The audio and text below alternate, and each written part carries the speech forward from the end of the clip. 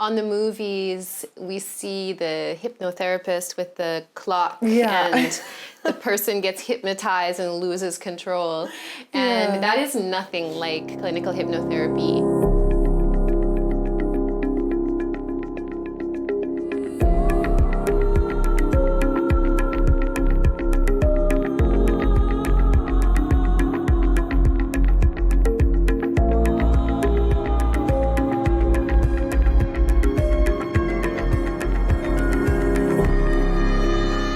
Thank you for tuning into Azi Talk Show channel, my channel. My name is Azi Monjezi. Please subscribe to the channel, comment below, and if there is anything you want us to do a research on, please do so. And just so you all know, we are not doctors, at least I am not a doctor. And if you ever have any issues, medical issues or mental issues, please contact your doctor and your physician before you attempt to do anything that we tell you on the Holistic channel. Thank you so much for tuning in. And today we have beautiful Ishta Devi. Hello. Please introduce yourself. Yeah, hi, my name is Ishta Devi, and I am a clinical hypnotherapist, a trauma-informed coaching counselor, a yoga teacher, tantra practitioner, mother like you. Yes. So many titles. I love that. I love it. Thank you so much for coming on the show. And today we're going to be talking about clinical hypnotherapy and how it can help with trauma. I am personally very interested to know because, there's so much misinformation out there about hypnosis. And that would be great if we can hear it from an expert like you. Yeah, so true. Like we were chatting before the video, you were saying how, you had this idea of hypnotherapy, and it's true that on the movies, we see the hypnotherapist with the clock and the person gets hypnotized and loses control. And that is nothing like clinical hypnotherapy whatsoever. So essentially what hypnotherapy is, it's like a deep relaxation. So the hypnotherapist will get you in a kind of like a horizontal position. It's best if you don't lean all the way back, but you're sort of reclined, and then say very relaxing things to you until your brain waves switch from our typical beta brainwave into like a theta brainwave or even a light gamma brainwave. And what that is those are the waves of your brain when you're between wake and sleep. So you're in a very, very relaxed state.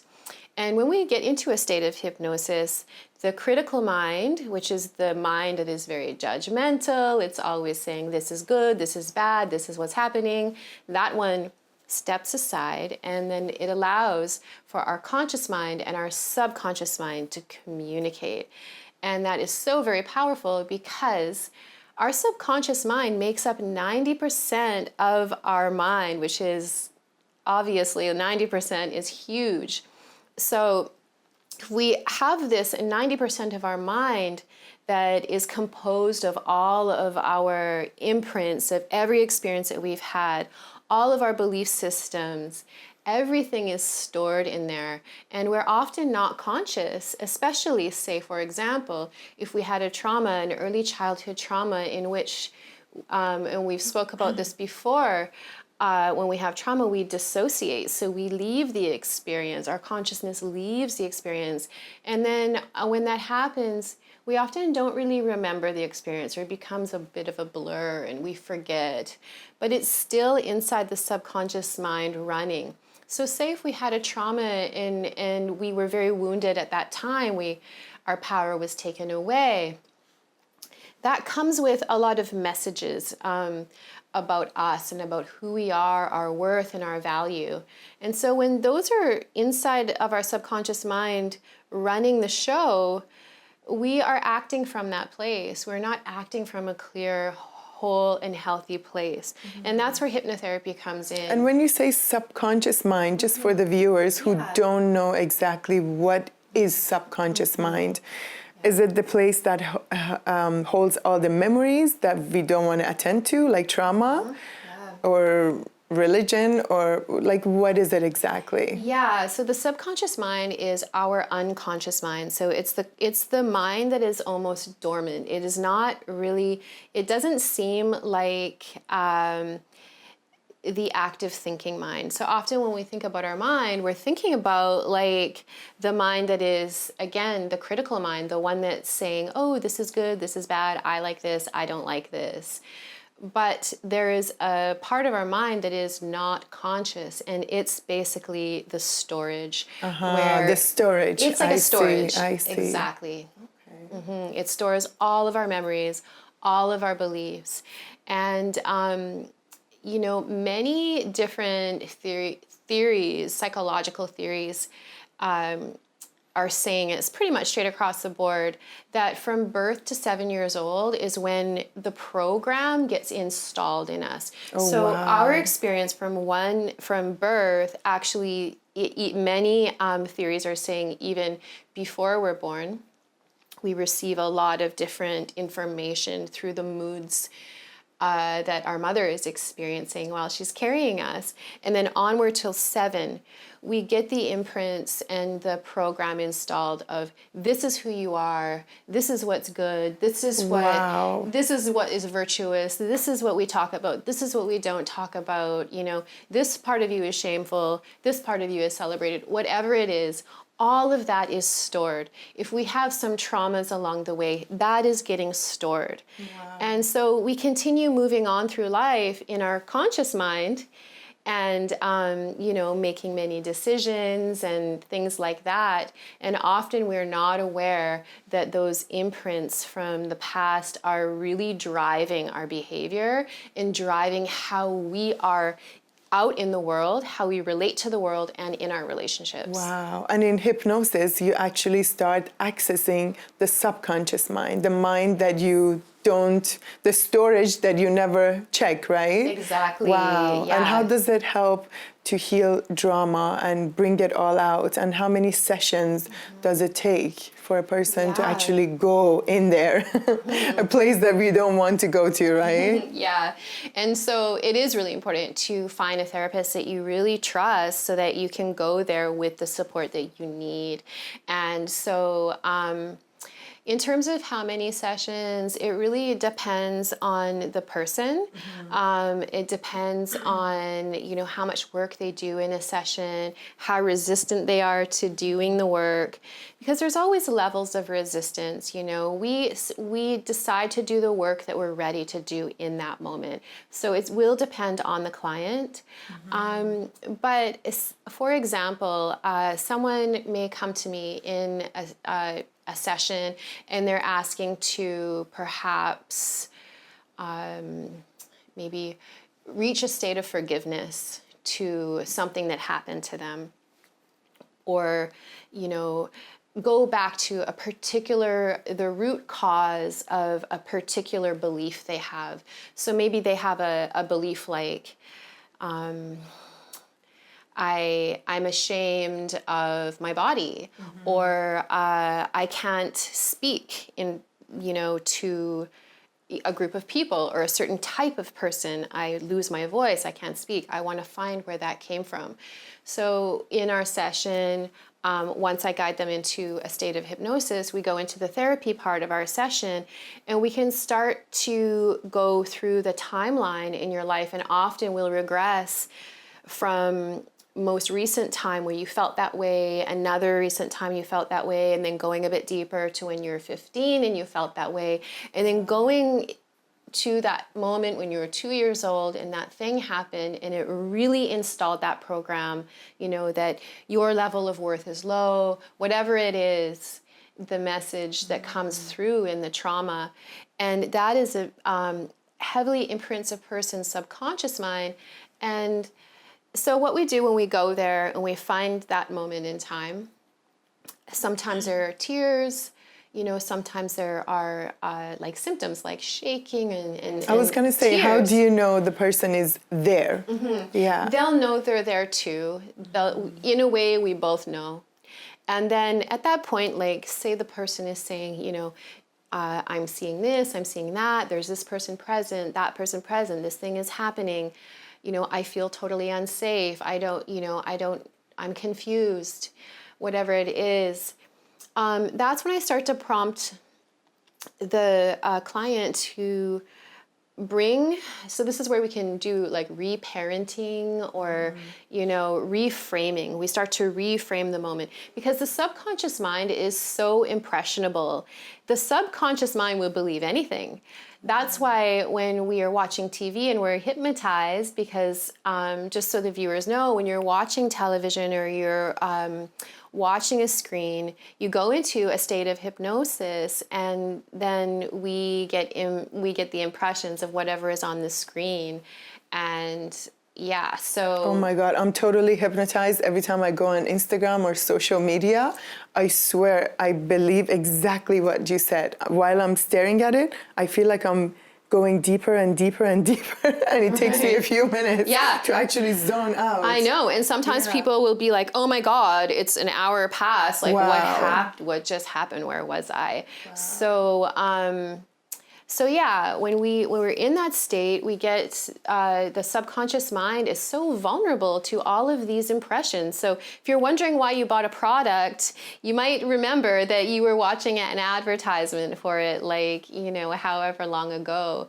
And so when we reframe a trauma, we can use the fact that the subconscious mind is so gullible and so impressionable that we can literally do anything. So when we're in our hypnosis session, we're visiting that time of trauma when all these things happened, we can do anything. We can bring our adult self into the scenario and take ourselves away to another land where it's safe, or we can, do really anything. There's no limits to how we can reframe a situation that occurred to us. That doesn't mean that we are denying what happened and that it wasn't okay, but we're doing this for ourselves so we can function better. So let me give an example. Say for myself in my particular trauma, one of my worst traumas was being tricked by my older brother that he wanted to spend time with me, but then instead he put me in a position where I was in a lot of danger. And so in a hypnosis session, when I went to that place, I was able to change the scenario. So I used my voice and I said no. Oh, wow. And then I removed myself from the situation and went to a new situation that felt safer, and not only safer, but that felt amazing, in which I was supported, where my parents embraced me, where I felt so safe. I had all my favorite things around me. I had the best outfit that I liked, every detail. Happy place, right? You go to your most happy place and you recreate that and reframe the memory. And then we go back up the timeline, typically in a hypnotherapy session. So then we go back up to the next time you felt that way, and the next time you felt that way. And each time we reframe the situation so you feel really, really good. Wow. And I've had nothing but positive feedback from my clients who have had sessions. I've had people that want to overcome their fear of flying, that want to quit an addiction. And I was going to say, it can be used for addiction too, right? For anything, right? Anything, okay. Really. And for some of us who are more stubborn, I'm not sure if I'm using the right word. It might be the wrong word. I apologize. But some of us are harder to break that shell and get back in there, because for so many years, for 30 years, 40 years, 20 years, whatever it may be, we've been covering it, and the concrete walls have become thicker and thicker, and no earthquake can break it. I know, How about for those kind of people who don't want to let go? They think they want to let go, but they really can't? Yeah. So some people are definitely more what we call in hypnotherapy suggestible than other people are not very suggestible. And so the suggestible people are those who go to a state of hypnosis willingly, easily. They can relax. They want to go there. And then there's the resistant people, as you call them, stubborn. They are, like you said, have spent their entire life building their protective shell around them, and they're more resistant to getting into a state of hypnosis to do the work. And often those people, what often comes with building such a impenetrable shell is, like you say, stubborn and resistance, but also cynicism often come with that. Wow. So they can be like, I don't even know if I believe in this. So they might unfortunately never be able to, have an effective hypnotherapy session. Because you don't believe in it. That's the first step. You got to believe in it. You have to. But I would say for those people who are struggling with that, who really want to open themselves up to trying new things and not being so resistant, and being more open to the possibilities of what is out there for them to heal. I would say just, you have to start to break the shell down slowly that you have built. So, like we've talked about in previous episode, you talked about journaling. So that is a good start to just start to dip your toe into the waters of healing by maybe journaling about your experience, doing mindful practices. So turning off the TV and taking your time, going in nature and noticing the details in nature. These are the things that will start to regulate your nervous system, because it's often these people that are so resistant, their nervous systems are very tense. And so the first step is to slow down your nervous system. So even taking some moments in your day just to do slow, deep breathing, it starts to reduce the level of resistance you have to things that are unknown and out there. And you know what? It truly works. It really, really works. Like the meditation you're talking about, or yoga. The first time I ever did yoga and I laid down, you don't believe me, it was the first time that I actually let go of my body. Because, when you're awake during the day, you're always tense. You're working, you're talking, and then children, and then life, and this and that. And even when you're sleeping, you brush your teeth, put your cream on, pajamas, and then again, you're kind of tense, and you're just trying to put yourself to sleep. It was the first time when I did yoga that I actually released my shoulders, released my jaw, because I'm always, putting pressure on my jaw when I'm tense. Yes. And I could breathe. And I started crying, because I always try not to cry, right? Yes. All my life. So you're absolutely right. The first step is, write it down, do meditation, do yoga, hypnosis. And that is the purpose of doing this whole channel for all of you out there, is to try something new. Again, as I said before, as a disclaimer also, I am not a doctor. We're not telling you to replace your medication with anything. Please talk to your doctor before you do so. But we are telling you to try other things and think outside the box.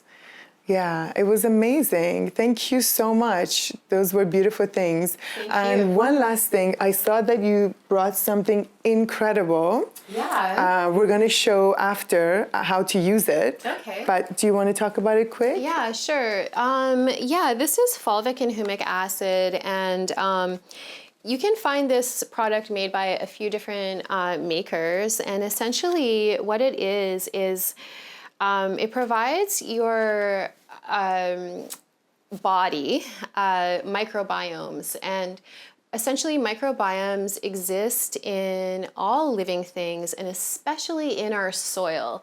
And science is starting to discover that because of the practices of non-organic farming and GMO, the glyphosates in the pesticides are stripping our earth of its microbiomes, and we need to be eating the microbiome. So plants that are being grown in soils that are unhealthy, that lack the microbiomes, they do not deliver the microbiomes to our body, which we need. Wow. And what they are is they're like fungus and bacteria that live on our cells, and they keep our cells in a highly functioning state. So our cells receptors are awake and able to connect and to communicate information to each other. Not only that, but science has also, and you can find this on Google searches, but they're starting to realize that according to like the polyvagal theory and neurology, is that our whole gut is actually now what they're calling a second brain, because there's all of these neural pathways and neurosynapses that are happening in this part of our body. It's more of a prehistoric brain. It's a little bit different than the function of the brain in our head. And then they're also calling the heart a brain as well. So, but essentially all that really means is that our cells are communicating with light to each other through their receptors. And if we don't have the microbiomes, those receptors start to break down, and then our cells don't communicate to each other. Wow. So our brains in our bodies stop functioning well. And they really have noticed, especially Dr. Zach Bush, you can find him online and you can find him on all social platforms. He's an amazing doctor with research groups all around the world, and they've really come to find that the glyphosate that is being sprayed on agriculture everywhere is, again, destroying the microbiomes and destroying the communication between our cells, which is causing this huge upsurge in neurological disorders and in gastrointestinal disorders since the use of glyphosate became very widespread in the 80s. So if you're wanting to improve your microbiomes, improve your gut health, your brain health, I do highly recommend getting some form of fulvic and humic acid. I consider it part of my self-care regime every day. And well, you look gorgeous, and whatever you take, I want a piece of it. Totally. So look into it, Google it. This particular brand is a friend of mine. It's called Fulvic. Again, I'm sure you'll put it in the show notes. For sure, yeah. We will have a link in the description. We are not endorsing the product, so we've been honest about it. It's something that she has recommended to me, and because I follow her and her lifestyle, I actually trust whatever she says. And since I'm all about holistic and treating your body as a whole, and your guts and your heart and your brain and your head to your toe as a whole, right? That's a holistic lifestyle. It's important to take care of your intestinal wall, because that's where all the nutrients absorb. That's right. And unfortunately nowadays, no matter how much vegetables and fruits you take, they're not like the old vegetables and fruits that used to be, right? In 20 years ago, they used to be full of nutrition because the soil was not touched with pesticide and all the chemicals and hormones they add. But today they are. So take care of your body. Check out this product. I'm going to actually check it out myself too later, and there will be a link in the description. Thank you so much, Ishta, Devi. You've been incredible. Thank you for the words of wisdom. And thank you all for watching us. We talked so much today. I gotta go and have some of this beautiful stuff and drink some water. Don't forget, you are too blessed to be stressed. Have a great day.